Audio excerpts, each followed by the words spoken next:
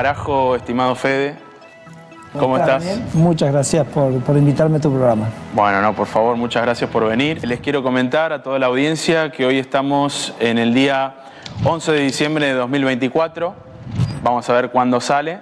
Y por lo pronto te quería preguntar, para empezar, ¿qué balance haces del gobierno en este primer año? Definitivamente muy positivo. Sí. Yo creo que Javier ha trabajado sobre dos ideas pilares. En lo económico, que es lo mío, porque después obviamente para él el tema de seguridad también es un tema muy importante, pero sus dos ideas en lo económico es primero el equilibrio fiscal, además con la idea de que el equilibrio fiscal se tiene que lograr bajando el gasto, no subiendo los impuestos. Y lo que ha hecho Javier en eso, bueno, realmente es histórico, o sea, no hay, digamos, equivalentes. Si vos tomas los datos, la base de datos del Fondo Monetario Internacional de los últimos 70 años, prácticamente no encontrás un país que en un año haya bajado el gasto público 30% como hizo Javier. Recordá que cada gasto que hace el gobierno es un impuesto que paga la gente.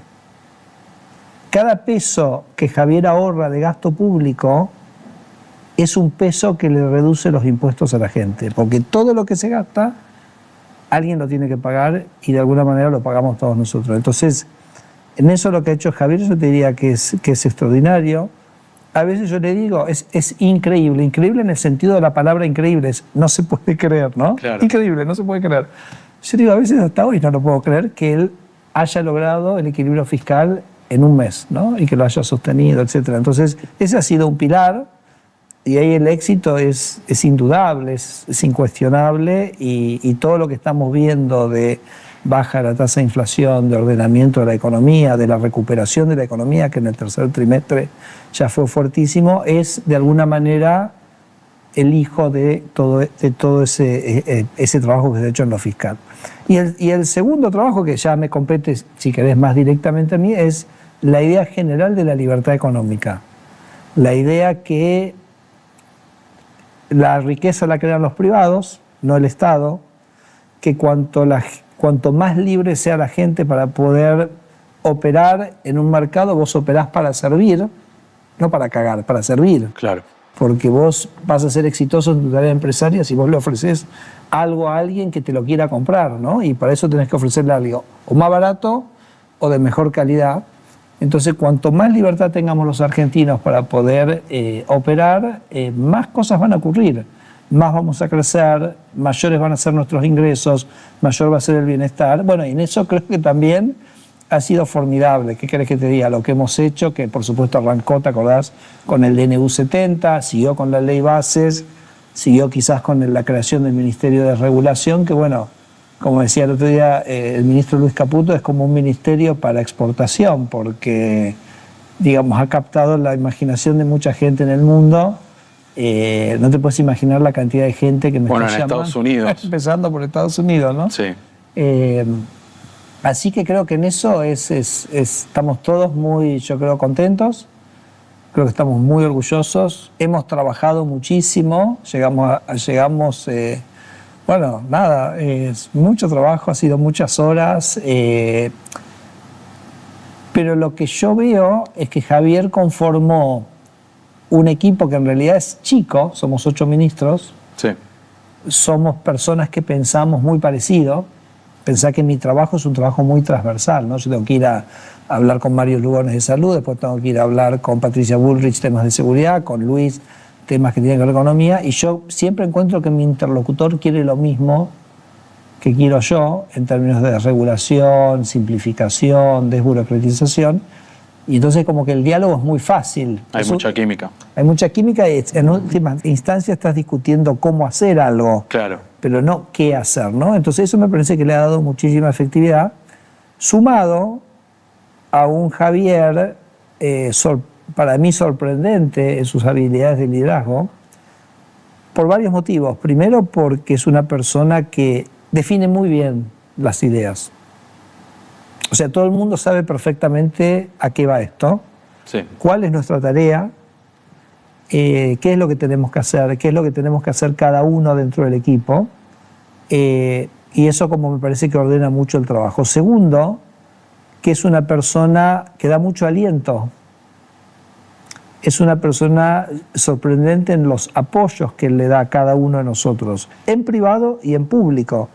Entonces eso también de un líder es algo muy importante, ¿no? Que te esté apoyando, que te esté estimulando, que te esté dando la tranquilidad para trabajar en tu espacio. Me parece que eso te permite ir como muchísimo más lejos y animarte y entusiasmarte. Con lo cual yo veo en él, bueno, y también es una persona que está dispuesta a tomar decisiones difíciles, ¿no? Cuando alguien se equivoca, también, ¿no? Entonces son atributos de un líder, me parece muy eficaz, casi te diría sorprendente para alguien que no había tenido un recorrido de muchos años, ya sea en lo corporativo, en posiciones, digamos, de liderazgo, de manejar gente, pero este grupo lo está manejando con una eficacia, me parece muy impresionante. Pero bueno, vuelvo al principio, sobre todo con una gran claridad de objetivos. Claro.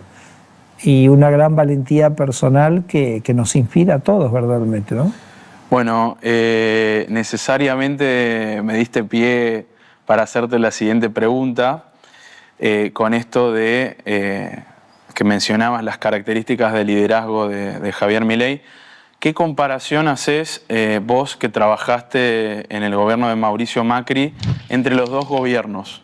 ¿Qué me podés decir? ¿Cuáles son las diferencias más fundamentales, ¿no? No, mucho. Por supuesto que ahora te voy a hacer un comentario sobre el momento histórico también, ¿no? Claro. Que parece que influye, pero yo creo que el gobierno de Mauricio Macri, o sea, todos teníamos la idea de parar el kirchnerismo, ¿no? Sí. O sea, esa, digamos, tendencia, digamos, que nos iba acercando a lo que era Venezuela, todos los que estábamos en la vereda de enfrente, sabíamos que la tarea era parar eso. En su momento le tocó, la manera que Mauricio tuvo que actuar para hacer eso es hacer una coalición más amplia, ¿te acordás? Claro. Juntos por el Cambio, al PRO le sumó el radicalismo y la coalición cívica. Toda gente de bien, toda gente que tenía ese mismo propósito, pero bueno, que en algunas cosas por ahí no piensa exactamente lo mismo que nosotros, ¿no? Entonces vos tuviste que conformar un gobierno muy diverso. Entonces eso que yo te comentaba antes, vos me decías la química, ¿no? Sí. Vos dijiste la química. Claro. Entonces, por ahí no es tanto la química, por ahí tenés buena onda con la gente, pero vos te sentabas y te das cuenta que conceptualmente pensaban diferente, ¿entendés? Porque yo te voy a decir, ¿cuál es la diferencia? Una diferencia grande que yo siento entre este gobierno y el que viví con Macri. Sí. Que en Macri era un poco la idea, vamos a tratar de que esto funcione bien. Y en Milei es, ¿esto tiene que existir o no tiene que existir? O sea, vas un paso más al fondo de la cuestión y te interpelás sobre si aquello que estamos hablando, que es la gestión del Estado, si tiene sentido. ¿Me seguís? Entonces, por supuesto, es como un debate, como una pregunta mucho más profunda y mucho más necesaria. Yo te lo ilustro con una vez hace unos meses conocí a un economista chileno que se llama José Piñera. Sí. Está muy famoso de Chile. Él dice que hace unos 20 años habrá sido, vino a Argentina y se juntó con políticos. Y entonces que se juntó con un político importante de Juntos por el Cambio y le pregunta, ¿vos cuál es tu objetivo? Entonces él dice, yo voy a hacer que el Estado funcione bien. Entonces Piñera lo mira y le dice, vos sos de los que quieren fertilizar la maleza. ¿Está? Claro. Está fabuloso, porque Clarísimo. es como decir, no, pará, primero preguntarte si esto tiene que estar o no. Entonces nosotros eso yo encuentro que es maravilloso de este gobierno, que es en cierto sentido más profundo en algún punto en esa interpelación, ¿no? Y me parece que eso hace una diferencia fenomenal. Después, por supuesto, hay un tema, yo te decía, del contexto histórico. Sí. O sea que hace 2 meses surgió un dato que a mí me impactó muchísimo, que yo no lo tenía, que lo publicó el INDEC, que ahora te vas a relacionar con ese dato lo vas a ver, que es que en los últimos 10 años se fueron de Argentina 2 millones de personas. Es fuerte. Muy fuerte. 2 millones de personas decidieron irse del país. En general los que se fueron los jóvenes. Y yo te diría que se fue gente de todos los estamentos sociales. Se fueron los hijos de los ricos y se fueron los hijos de los pobres. Totalmente. Y los hijos de la clase media. Y yo creo que como sociedad, a veces por eso pienso que quizás las franjas etarias más altas apoyan tanto a Javier, porque ellos se dieron cuenta que estaban entrando en la tramo final de su vida viendo a sus nietos por Zoom. Fuertísimo es eso. Entonces eso es fuertísimo y yo creo que la gente dijo, esto necesita un cambio. O sea, si vamos para allá, no importa, tiene que ser para el otro lado. 180 ¿no? grados. 180 grados, Sí. porque no hay nada más importante para todos nosotros que nuestras familias. Y en ese sentido, sabes que hace más o menos un mes aproximadamente, no sé si la habrás discutido en tus streaming, hubo una encuesta sobre la cantidad de argentinos que se querían ir y entonces decía esa encuesta que hoy los jóvenes no se quieren ir. Y yo me acuerdo que hablando con Javier, él me dijo, mira Javier, él me dice, Federico, este año hemos tenido una cantidad de éxitos impresionantes, o sea, la economía se está recuperando, la inflación está pulverizándose, hemos hecho todos estos cambios, la seguridad, lo que ha hecho Patricia Bullrich, pero hay una sola cosa que es la que me puso más feliz, esa encuesta, ¿no? Entonces yo creo que eso marca también una voluntad de la sociedad de, bueno, y que afortunadamente lo tenemos a Javier para implementar ese cambio, pero yo eso siento que es un poquito diferente también en el 2015, ¿no? Había como otra visión. Y me parece que, bueno, en buena hora, bueno, que hemos encontrado un presidente, los argentinos han elegido un presidente que está dispuesto a ejecutar ese cambio de 180 grados. Yo lo sintetizo con una frase, y es, para ver el nivel de cambio, ¿no? Los argentinos durante 50 años les dijeron, si tenés un problema, el Estado es la solución. Nos criamos con eso. Al menos mi generación se crió con eso. Crecimos con eso. Sí. Y Javier dice, la causa de todos tus problemas es el Estado. ¿Me entendés? Claro. Entonces, y yo creo que la sociedad se dio cuenta que una economía que hace 50 años era más rica que España. Vos sabés que sabías que cuando yo tenía 10 años, soy más grande que vos, mucho más grande que vos, pero cuando yo tenía 10 años, Argentina era un país que era más rico que España. ¿En serio? ¿Podés creer eso? Es facto. No, me queda tan lejano que... Es facto. Hoy no podemos ni comparar nuestro ingreso con el de España. No, a mí me parece directamente inimaginable. Inimaginable, te estoy contando. Sí. Pero en mi vida, o sea, en lo que tarda la vida de una persona, Argentina produce este cataclismo, ¿no? Entonces yo creo que mucha gente de la sociedad dijo, bueno, o sea, son 50 años de caerse,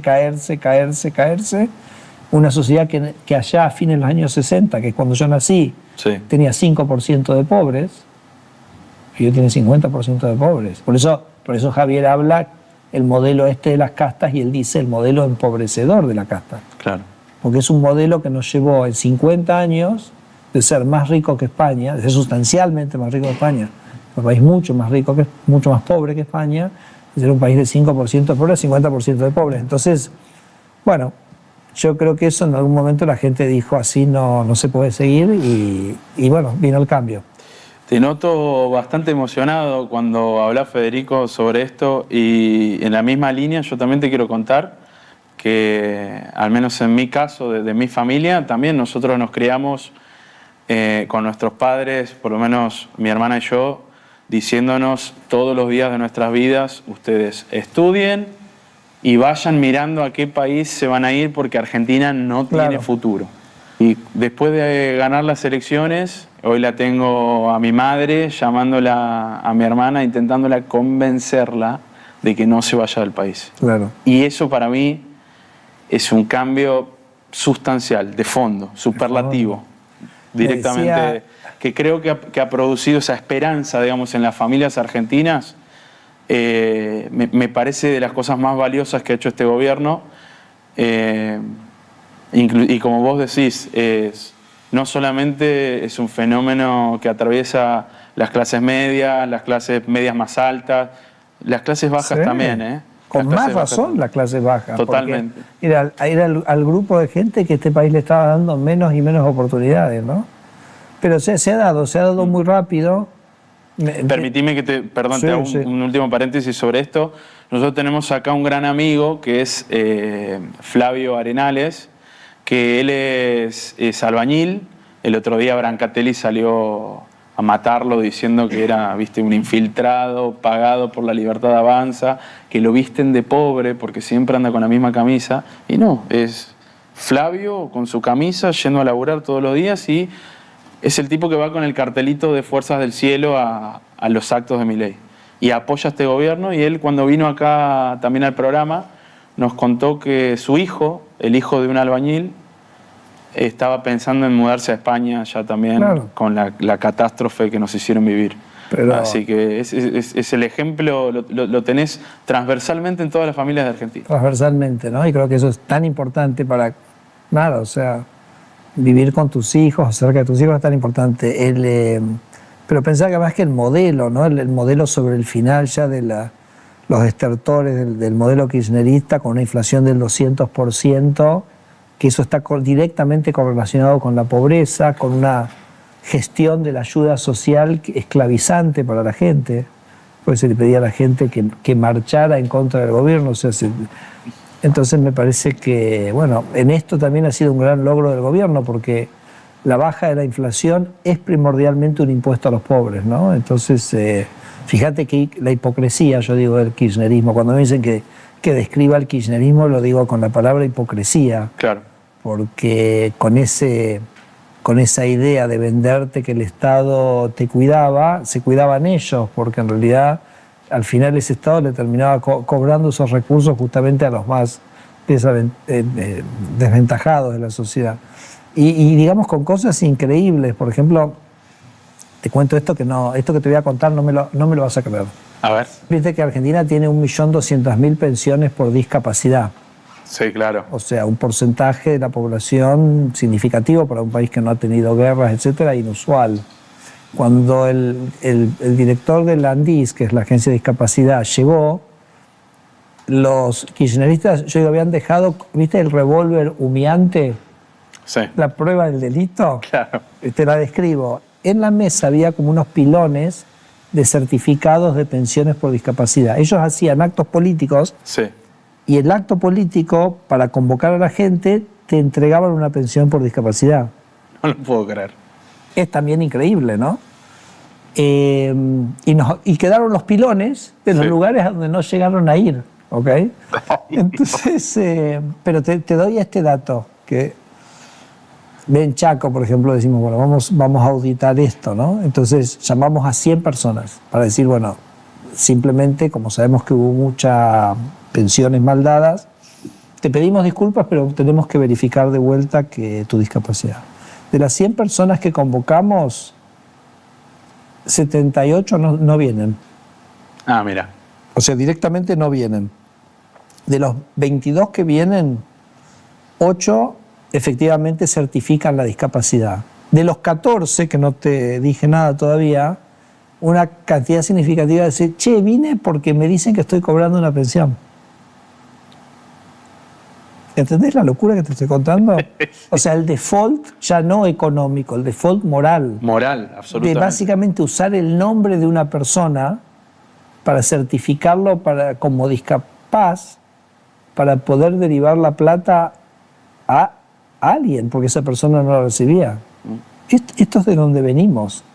Y es un método de esclavización también en última instancia, ¿no? Bueno, sobre todo yo te diría lo que sí me parece que era dramático era la ayuda social, ¿no? Porque eso de mandarla por un gerente, un intermediario, claro, no solo esa persona se quedaba con parte de esa ayuda, sino que le pedía a esa persona, ahora vayamos a demostrar contra el gobierno, así convenzo al gobierno para que me dé más plata.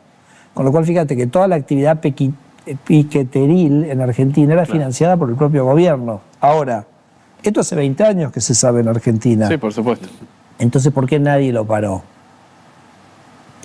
Porque yo lo describo de la siguiente manera. Vos estabas ahí, tenías una bomba, cable rojo y cable azul. Entonces vos no sabías si vos cortabas esto, si cortabas la gestión de estos intermediarios, qué podía pasar. Vas a las universidades de Argentina y está toda una discusión sobre un nuevo movimiento histórico, un nuevo estrato social, Bueno, se decía que te prendían fuego el país. Claro, ¿no? Entonces vos decís, bueno, no corto, si yo corto un cable acá, por ahí me prenden fuego el país. Bueno, vino Javier con Sandra Petovelo. Sí. Digo, es que hay que ponerse mucho en el lugar del momento que se toma la decisión. Y dijo, ¿sabes qué? Dame la tiquera, cortá, listo, pum, ¿ok? Y cortó. Y desactivó la bomba. Porque vos, cuando le sacaste el fondeo a estos intermediarios, pasaron varias cosas maravillosas. Primero, que la gente recibió más plata. Claro. Segundo, que esta gente deja de estar extorsionada por estas personas para perder 5 días, una semana entera de su mes, que pueden trabajar, que pueden cuidar a su familia, etcétera, para ir a hacer una actividad piqueteril para que estos otros reciban más dinero. Entonces, ahora, era clarísimo el esquema, lo que faltaba era la valentía. Exacto. Porque cuando arrancamos al principio y hablamos de varios atributos de Javier, yo te dije de liderazgo, la verdad que me olvidé de mencionar el de la valentía, el del coraje para tomar decisiones. Bueno, acá también con Sandra Petovelo.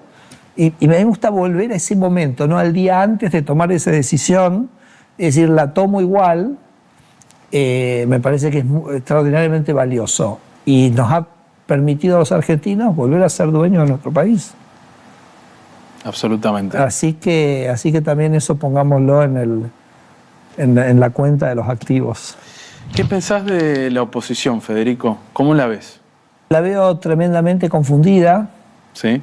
Yo creo que la oposición sí tiene claridad que si Javier sostiene el equilibrio fiscal, él los termina arrasando en algún sentido, porque Argentina va a ir a un ordenamiento macroeconómico, va a ir a un crecimiento, y me parece que entonces ellos saben que no pueden dejarle a Javier lograr ese equilibrio fiscal. Bueno, de hecho, todos sus intentos más fuertes, digamos, en contra del gobierno fueron apuntando ahí al corazón del problema, a romper el equilibrio fiscal. Apuntando ahí, ¿no? Y por supuesto que el primer embate fuerte en ese sentido, y me parece que acá también surge una historia increíble. Sí. Déjame hacerte un pie de página, disculpame que me derivo por un momento. No pasa nada. A veces dicen que me derivo mucho, pero no importa, te lo cuento igual. Yo creo que estamos viviendo un momento increíble de nuestra democracia. Es el momento más maravilloso que yo como ciudadano he visto una democracia donde hay verdadera independencia de poderes, porque el Ejecutivo no controla el Congreso. Eso era lo que siempre decíamos, ¿no? Que queríamos, que eso es una república, que haya control, digamos, que todos los poderes fueran independientes, donde el Congreso le saca leyes al presidente que el presidente no quiere, que el presidente les tira un mamotreto de 1000 artículos para que saquen en enero, donde el Congreso se enoja, el presidente se enoja también. Veta, donde va a una cámara, la otra cámara cambia, vuelve, que a veces hasta nos olvidamos cómo funcionaba y me preguntaban, che, ¿qué pasa ahora cuando vuelve? Entonces creo que estamos viviendo un momento extraordinario, extraordinariamente rico de nuestra democracia, con un presidente que es un presidente debatidor. Y es un presidente que, consciente de los tiempos históricos, conscientes de que es parte de una batalla cultural. Hay muchos presidentes. O sea que nosotros en Argentina tuvimos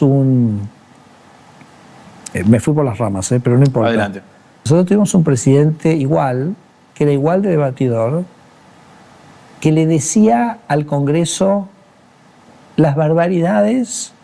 Un día mirá en Google y decía citas de tal presidente y vas a encontrar las barbaridades. Y decía, ustedes no laburan nada, son unos vagos. Yo me pelo el culo acá laburando 7 por 24. Bueno, ¿sabes quién era ese presidente? ¿Quién? Domingo Faustino Sarmiento.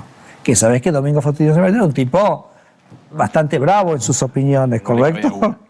No le cabía una, digo. Es tremendo. Entonces, Estados Unidos tiene un presidente muy de esa característica, que es Teddy Roosevelt, un presidente de principio, que el tipo era famoso, de hecho hay libros escritos como se llama el bully president, o sea, el tipo que era como un tipo muy peleador, ¿viste? De hecho le pegaron un tiro en un discurso y se levantó y siguió dando el discurso. Sí. No sabía esa historia. Sí, bueno, entonces eso es un poquito. Entonces me parece quería hacerte esa reflexión sobre el momento democrático que vivimos. Entonces el Congreso dice, bueno, vamos a atacar el corazón. Claro. Vamos a atacar el corazón, vamos a atacar el equilibrio fiscal. Y dice, vamos a atacarlo de la manera que lo pongamos al presidente en una situación imposible. Exacto. Porque algo contra él, contra lo que él no puede pelear. Y entonces la primera ley fue la ley de el aumento jubilatorio. Exacto. Y el presidente, tuvimos una larga discusión interna sobre qué hacer, el presidente nunca tuvo ninguna duda, tenía una claridad absoluta. Yo esto lo tengo que vetar. Y él salió y dijo, ustedes son unos degenerados fiscales, ustedes quieren volver a esa Argentina de la irresponsabilidad. Yo en los medios lo que decía es que para mí el Congreso había actuado como un niño. ¿Viste el niño que le pide al papá o a la mamá, comprame esto, comprame? El niño no está consciente del costo, ¿correcto? No, por supuesto. Entonces, escudándose además en un argumento moral cuando ellos licuaron en un 30% las jubilaciones durante su gobierno. Totalmente. Pero Sí. Pero además de eso, eso 100%, pero ¿por qué te digo que es una actitud infantil? Sí. Porque vos no puedes decir, gastá más y no te digo cómo generar los recursos. Gastá más y arreglate. Y que arreglarte como si sos vos el Congreso el que define los impuestos. Entonces, claro. Arreglate. Entonces, esa irresponsabilidad es lo que nos llevó a esos 50 años que describíamos antes. Y el presidente dijo, ustedes son los degenerados fiscales. Ustedes son los que quieren volver a la Argentina del pasado, ¿no? Y entonces se produjo esa promulgación, se produjo el veto, que el presidente nunca dudó de hacerlo total, y se produce entonces el fenómeno político para mí más relevante de estos últimos meses, que es cuando el gobierno sostiene el veto. Claro.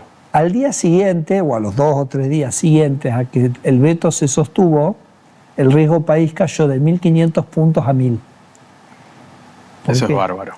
Porque yo creo que Javier, a lo largo del año, despejó totalmente las dudas sobre su compromiso con el equilibrio fiscal. A lo largo de los meses, Luis Caputo despejó las dudas que podía ejecutar un superávit fiscal. Porque en los primeros meses le decían, seguro que está pintando los números, ¿viste? Está dibujando, qué sé yo, ya vas a ver que no. Enero superávit, febrero superávit, marzo superávit, abril, bueno, ya. Entonces, y al mercado y a la sociedad en su conjunto, muchos argentinos que les gusta muchísimo lo que Javier hacía, pero en un momento decía, bueno, pero la política lo dejará, ¿no? ¿Qué zancadillas le tirará? ¿Lo harán caerse o no? Cuando Javier logra sostener el veto, la gente se dio cuenta que era un proyecto que podía sostenerse políticamente y zanjó ese último duda, ¿no? Vos, no sé si te gusta el cine, por ejemplo, ¿te acordás de la película Matrix? Sí, por supuesto. Clásico. Entonces, sobre el final, no sé si te acordás que en un momento Neo decide enfrentar al Dr. Anderson, ¿viste? Sí, ¿Te acordás ahí al lado del subte, te acordás? Exacto. Y afuera de la Matrix están Morpheus y Tracy. Sí. Y Tracy le dice a Morpheus, ¿qué hace? ¿Qué hace? Y entonces Morpheus dice, he's starting to believe. Está empezando a creer, ¿no? Entonces yo creo que eso es sostener ese veto y sostener después el veto de las universidades y después hacer caer la sesión que querían cambiarnos la ley del DNU, que también hipócritamente la usaron, o sea, no te lo tengo que decir. Ni hablar. Cuando el gobierno logró sostener eso, gran trabajo de Martín Menem, ¿no? De todo el equipo, pero por supuesto. Ahí como que el gobierno pasó la última prueba de fuego, que es la de la sustentabilidad política del proyecto, ¿no? Ya ahora, con vistas a las elecciones, ya seguirá cambiando ese panorama, pero... Así que vos me preguntabas, todo esto arrancó con tu pregunta sobre la oposición, ¿no? Exacto. Entonces yo te dije, están confundidos, pero algunas cosas claras tienen, saben dónde tienen que atacar. Exacto. Saben dónde está pero el corazón. no saben cómo lidiar con este personaje que les duplica las apuestas, porque ellos se hubieran imaginado que el presidente no hubiera tenido decir, no, yo voy a plantear esta batalla cultural en este tema, y entonces quedan totalmente desorientados.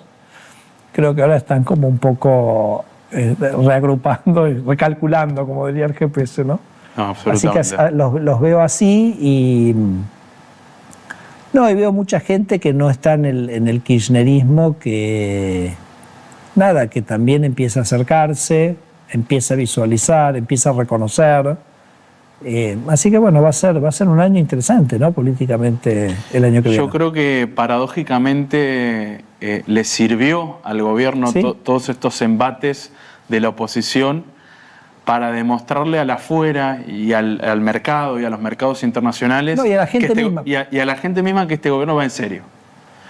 Porque quizás si no hacían todos esos ataques, viste, algún inversor importante de afuera se quedaba mirando, no, bueno, pero esto es Argentina, va a pasar lo mismo de siempre. O sea que en el chat de gabinete Sí. dije exactamente lo que acabas de decir.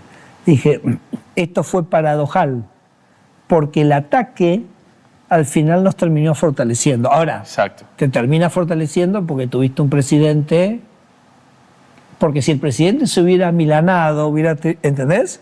No hubiera sido lo No es mismo. lo mismo. Entonces, pero bueno, a ver, paradojal en el sentido que el ataque nos dio la oportunidad y el presidente respondió de la manera adecuada para demostrar lo que tenía que demostrar, ¿no? Y salió bien. ¿Sentís, Fede, algún tipo de reivindicación por parte de la gente, como le pasó, por ejemplo, a Toto Caputo, que hoy está yendo a cualquier lugar que va, es ovacionado? ¿Lo sentís eso en la calle? ¿Sentís Sí. que la gente te brinda el apoyo de alguna manera, digamos, en contraposición, digamos, con respecto al gobierno anterior, del cual vos formaste parte, digo, el gobierno 2015-2019, ¿no? Mira, 100%, por eso también valoro tanto la actitud de Javier que yo te decía, del apoyo Sí. que él da. Pero sí, bueno, digamos en los gobiernos, yo creo que un poco el macrismo incluso en algún momento casi hasta como que me usó como chivo expiatorio de cosas que yo no tenía nada que ver. Así que eso fue como en lo personal muy doloroso, en lo personal, ¿no? Y fue todo un proceso.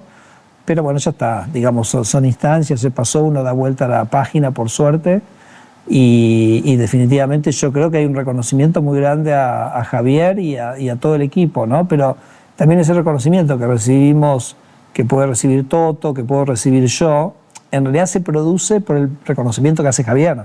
Claro. Entonces Javier es el que no permite que eso ocurra, ¿no? Con su apoyo. Yo te digo, es fundamental porque uno trabaja tranquilo, trabaja entusiasmado, trabaja con una energía extraordinaria de un presidente que siempre quiere más, pero no que quiere más marcándote lo que falta, quiere más marcándote lo que hiciste. No sé si se entiende. Absolutamente. Puede estar, digamos, el que siempre quiere más y dice, uy, ¿por qué no hicimos más? Y él te dice, no, mira todo lo que hiciste, ahora vamos por más, ¿no? Y entonces yo creo que ese reconocimiento que mencionas está ahí y es gracias a Javier. Bueno, en ese sentido te quería preguntar además, por la ley Bases, Sí. sé que tuviste un papel fundamental en la creación de la ley misma, y después de eso te voy a enganchar con otra pregunta que es ya más sobre tu ministerio, el Ministerio de Desregulación, que vi que ayer publicaron en Twitter y demás redes sociales los logros, digamos, del primer año de cada ministerio, y en el de desregulación, en el tuyo, estaba que habían eliminado más de 400 regulaciones inútiles. ¿Te encontraste con alguna regulación que me imagino de las más locas Sí. que estaban sufriendo los argentinos? ¿Me podés contar un poquito de eso? ¿Cómo fue? A ver, nosotros estuvimos 2 años trabajando antes del gobierno, revisando todo el marco legislativo de Argentina, porque esta estructura de las castas de las que habla Javier está construido en una arquitectura legal. Claro. Por eso en Argentina yo digo, el robo es legal, porque el sacarle plata a la gente es legal, lo haces a través de mecanismos legales, ¿no? ¿En blanco? En blanco, es en blanco. Claro. Pero yo siempre digo, si vos le decís a cualquier otra persona del mundo que el sindicalismo se lleva entre el 2 y el 3% de la masa salarial, se ríen y te dicen, ahora decime en serio, porque digamos, no puede ser. Cuando le explicás que una persona que no está sindicalizada tiene que aportar al sindicato, son cosas como muy exóticas, o que eso que realmente no existe en ningún lugar del mundo. Entonces trabajamos durante 2 años para como desmenuzar, desarmar en la estructura legal, y eso, bueno, fue lo que derivó en el DNU 70 y en la ley bases. Bien. Cuando el presidente llegó al gobierno y me dijo que me sume, yo le dije, mira, tenemos que implementar esto, implementémoslo, no creamos un ministerio para sacar leyes, saquemos las leyes, o sea, nos pareció que era coherente, pero después cuando salió la ley bases, acuérdate que la ley bases nos da 1 año de facultades delegadas. Claro.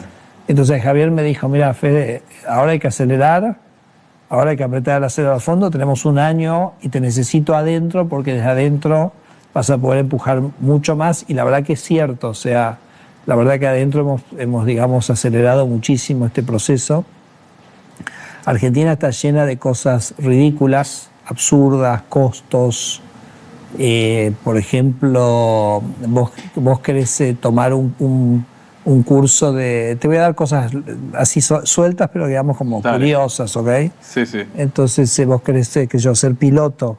Entonces vas a tomar un curso de pilotaje en Boeing, ¿ok? Entonces la ANAC tiene que mandar un inspector a Boeing para ver si está bien el curso, ¿ok? De Boeing, ¿ok? Que es la empresa de aviación más grande del mundo. Claro. O si vos querés importar un Lego, tiene que ir un inspector de comercio a ver si la fábrica de Lego está a los estándares que necesita Argentina, ¿ok?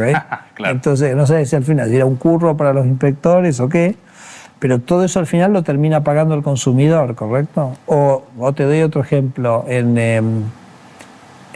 vos para meter un barco en el puerto de Buenos Aires tenés que entrar con un tipo que te dice andá acá por allá, ¿no?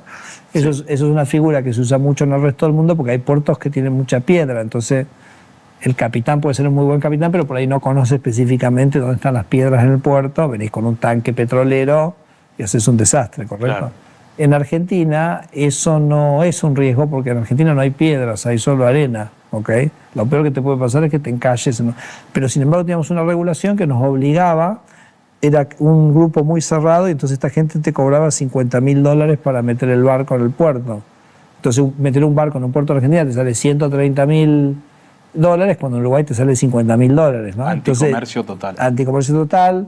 Pero todas cosas que recargas sobre el consumidor. O, por ejemplo, históricamente, cuando no había puertos, cuando llegaba un barco había una cosa que se llama un sereno de un barco, ¿no? Entonces tenías eso. Y hay un sindicato de serenos de barco que además se pasan hereditariamente. O sea, el abuelo después le deja como el lugar al hijo, ¿no? Sí. Bueno, y hoy ya no tiene ningún sentido eso porque el puerto ya hay una estructura de seguridad, etcétera. Entonces todavía te obligaban a tener el sereno del barco, $500 por día, taca, bueno, los otros 50.000, ¿no? Entonces, o qué sé yo, un ejemplo que lo he dado mucho es, me escribe una vez a alguien, porque viste que yo tengo el mail abierto, claro. Entonces la gente me escribe. Un ejemplo que yo he dado, porque me parece muy gracioso, es, me dice, ayúdame porque me obligan a poner tal tipo de envase en la sandía, que no me lo compran en el país donde, no lo aceptan en el país que yo vendo. Entonces tengo que poner el envase y después me subo al barco y saco los envases. ¿Me entendés lo que te digo? Una estupidez. Y entonces me pongo a ver y ahora te voy a contar una cosa interesante. Sí. Miro y veo que hay una resolución de SENASA que te dice cómo tenés que envasar cada producto. La ananá, la cereza, la pera. Y te digo, ¿a quién se le ocurrió esto? No sé, porque ¿qué es lo que se estaba tratando de proteger? Alguien... Yo creo que a veces también muchas de nuestras leyes tienen esa cosa castrense de que a alguien se le ocurrió, ¿viste? Que tiene que ser así. Claro. Así que ahora estamos pensando en una cosa diferente, que es tomar un organismo, por ejemplo, SENASA, miles de resoluciones. Entonces decir, mira, vamos a lo siguiente, vamos a hacer el digesto, para fin de marzo tengamos el digesto de normas del SENASA. Decime qué es lo que querés dejar de normas. Todo lo que no me pones ahí, no existe. Afuera.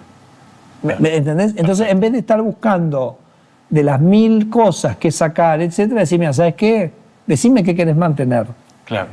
Cambiar un poquito el sentido de la prueba, y creo que eso, bueno, así que bueno, seguimos avanzando a toda velocidad en esa tarea. Hay una página, ¿no es cierto?, donde podés denunciar las regulaciones que afectan tu día a día. Reportar tu burocracia. Reportar tu burocracia. Así que la gente entre, está en la página del ministerio, pongan dite.gov.ar o poner reportar tu burocracia. Te digo, en la primera semana recibimos 5.500 sugerencias. Genialidad. Pero escucha, y entonces ¿qué hicimos? Le tiramos las 5.500 a ChatGPT. Y entonces ChatGPT, lo primero que le pedimos es que nos las ordene. Claro. Le decimos, mira, hay 90 que tienen que ver con el código de tránsito. Entonces, listo, tenemos las 90 cosas. Por supuesto, estamos a punto, además estamos a punto de sacar una nueva reglamentación del código de tránsito que hace cosas increíbles. Entonces, okay. Y entonces nos va tratando de clasificar esto directamente de Logalo. Así que tenemos un material ahí riquísimo que nos va a ayudar a acelerar muchísimo nuestro trabajo. Así que, bueno, un agradecimiento a toda la gente que nos sigue día a día mandando... Bueno, porque la gente es la que lo sufre, ¿no? No, verdaderamente. La gente es la víctima de todo esto. Exacto. Y es un monstruo que lleva 100 años de crecimiento. Capas geológicas. Capas geológicas de cosas, muchas con un interés atrás, a veces un interés económico, a veces un interés de la propia burocracia. Porque nosotros en la aduana sacamos una cosa que se llamaban los valores, criterios y referencia, que era que vos, cuando entrabas un producto, mirá la locura esta, cuando entrabas un producto y decías, le importo a 100, la aduana te decía, no, para mí vale 500. Pero sí, acá está la boleta, acá está, ¿verdad? 500. Entonces dice, bueno, listo, vamos a hacer lo siguiente, te voy a cobrar por los aranceles, la diferencia de aranceles entre 100 y 500, hay una diferencia, ¿correcto? No me la pagues porque vos decís que es 100, yo voy a ver si es 500, pero poneme un seguro para, digamos, que si yo digo que me lo tenés que pagar, me lo pagás. Entonces la gente tenía que contratar un seguro, contratar un seguro, pagar un seguro, tiqui, tiqui, quedaba el taxi, ¿no? Tiqui, tiqui, tiqui. Claro. Y entonces en un momento venía un tipo de la aduana y te decía, che, esto, tirame unos mangos y te digo que hay 100. Otra manera. Tirame y te digo que, ¿entendés? Entonces una capa, claro. capa de trámites, capa de costos y capa de corrupción. Claro. Listo, ahora eso lo trabajamos 4 meses y se resistía. Y yo le decía al director de la aduana, pero date cuenta, cuanto más se resisten, es que más grande es el curro. Claro. O sea, la resistencia está proporcional al curro, ¿no?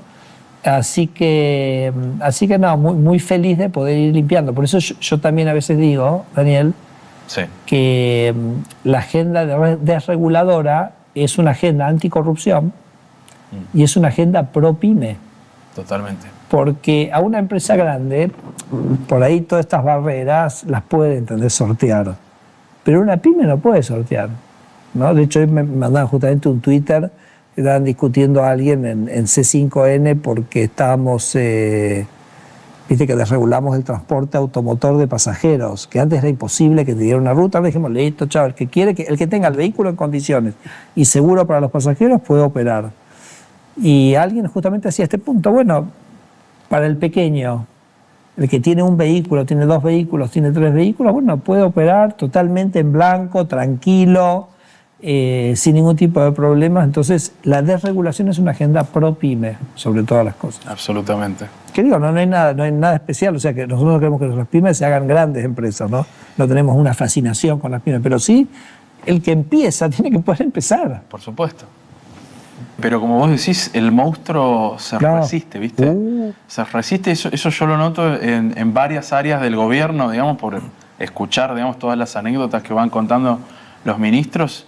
Es como si el monstruo estuviera tratando de evitar su propia extinción. Pero escuchá, pero además es como el Terminator, porque ¿te acordás del Terminator, del líquido? Por supuesto, claro. Entonces vos, viste, vas limpiando y de repente el Terminator, ¿viste? Sí. Ves que vas por atrás y ves que va creciendo de vuelta, ¿no? De nuevo, se va armando de vuelta, sí. Es titánica la tarea que tienen por delante. Sí. Tenemos un buen líder. Ya para ir terminando, te quería preguntar acerca de Elon Musk y el ministerio que tengo entendido que se llama Doge, que de alguna manera nosotros siempre decíamos que Argentina iba a ser el faro del mundo, pero hoy ya creo que estamos en condiciones de que Argentina es el faro del mundo, por lo menos para algunos países y potencias mundiales. De hecho, Estados Unidos está remedando muchas de las medidas que ha tomado el gobierno de Javier Milei, entre ellas tu ministerio, Fede, sí. Que parece ser, ahora vos me contás mejor, que va a estar encabezado por Elon Musk, un ministerio de desregulación allá también para cortar toda esa maraña estatal que le impide la vida cotidiana normal a la gente. Sí, este fin de año hemos tenido una cantidad de artículos en el Wall Street Journal, Financial Times, The Economist, The New Yorker, todos preguntándose esto que estás diciendo, o sea, es Javier Milei, digamos, un modelo, ¿no? Yo creo que él, así como en Argentina, él fue la voz de mucha gente de cosas que por ahí muchos queríamos decir y no sabíamos cómo, no nos atrevíamos. Creo que a nivel de la política internacional se da algo parecido, en el sentido que está toda esta idea de esto, lo correcto políticamente, ¿no? Claro. Y como que eso como que había, digamos, es muy fuerte. Digo, yo soy profesor en la Universidad de Harvard, y te digo, es impresionante, ¿no? Vos sentís como esa presión de qué podés decir. Y entonces como que Javier, con su irreverencia, también en algún sentido es como que es un alivio, es como decir, podemos discutir todo, ¿no? La ley Bases tenía eso, vamos a discutir todo, no hay nada, no hay tabú, tengamos el debate, y entonces me parece que eso también, te digo, es una cosa que me parece que está generando mucho impacto, decir, ese alivio de poder decir cosas.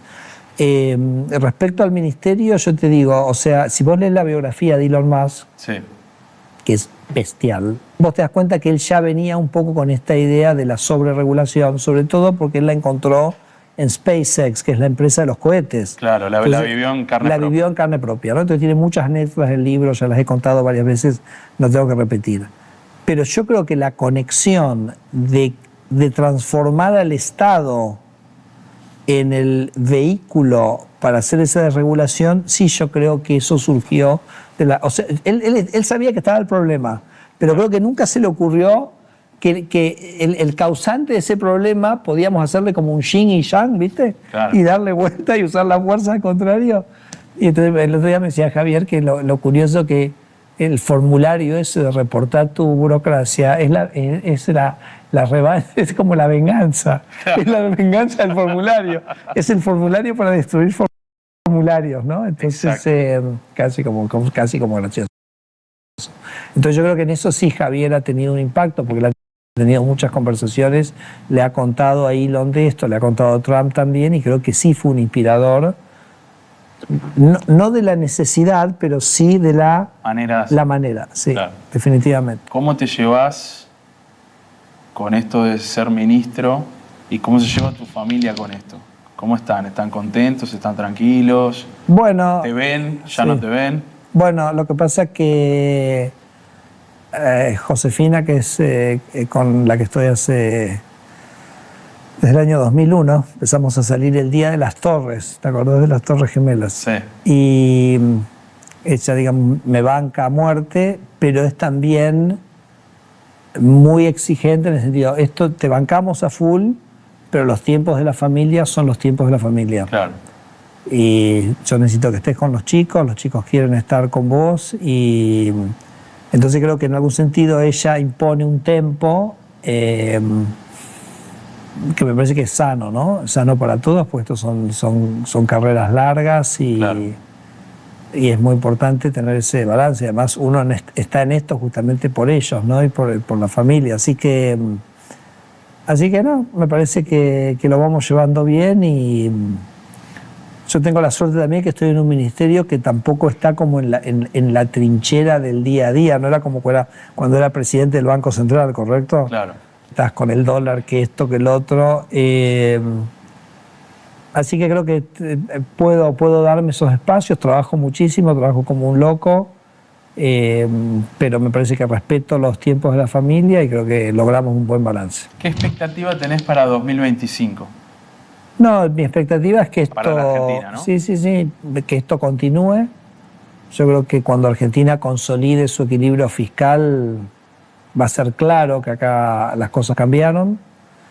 Creo que Argentina va a seguir recuperando económicamente. Yo te decía, empezó una recuperación fuertísima en el tercer trimestre del año, que es el último dato que tenemos en este momento disponible. El consumo estaba creciendo a una tasa que si la anualizabas era el 18%, el PBI el 14%.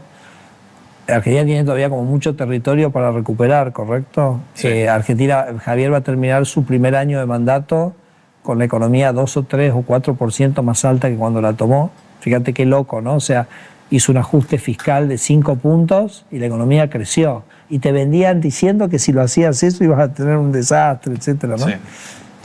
Así que imagínate, él le ha devuelto al sector privado 8 puntos del PBI, ¿no? Sacando al Estado del medio. Así que yo lo que quiero es que esto continúe. Yo tengo un desafío muy grande porque hoy me queda, no sé cuándo vas a publicar esto, pero hoy en la fecha que dijiste al principio del programa, tengo 210 días de facultades delegadas que me da margen para cambiar leyes, etc. Sí. Tengo un reloj a la entrada de mi oficina donde voy marcando todos los días. Quiero que cada funcionario que entra, de mis colaboradores, que vea cómo ese reloj va cayendo y entonces nos da a nosotros toda una sensación y un sentido de urgencia del momento, ¿no? Y de la oportunidad que nos da Javier, de la oportunidad que nos dio la ley Bases también, que bueno, que por supuesto la negociamos nosotros, pero que la tenemos en este momento ahí. Y así que nada, yo lo encaro con un entusiasmo y un optimismo extraordinario, pero atentos, ¿no? Atentos sabiendo que hay muchas batallas todavía por pelear contra los intereses, contra el Terminator, contra el status quo, pero muy convencido que es el camino correcto. Y Javier, vos sabés que nos lo dice, porque él nos dice, mire muchachos, nosotros tenemos estas ideas, vamos a hacer equilibrio fiscal y vamos a tener libertad económica. El dólar puede subir, puede bajar, el riesgo país puede subir, puede bajar, las encuestas pueden subir, puede bajar. Nosotros estamos convencidos, o sea, ustedes laburen tranquilos, o sea, este es el camino, vamos a hacer esto, háganlo, no pierdan el foco y bueno, ese me parece el espíritu con el que lo abordamos. Creo que si esto se mantiene, el futuro de Argentina es mucho más promisorio que el que vivimos estos últimos 50 años, ¿no?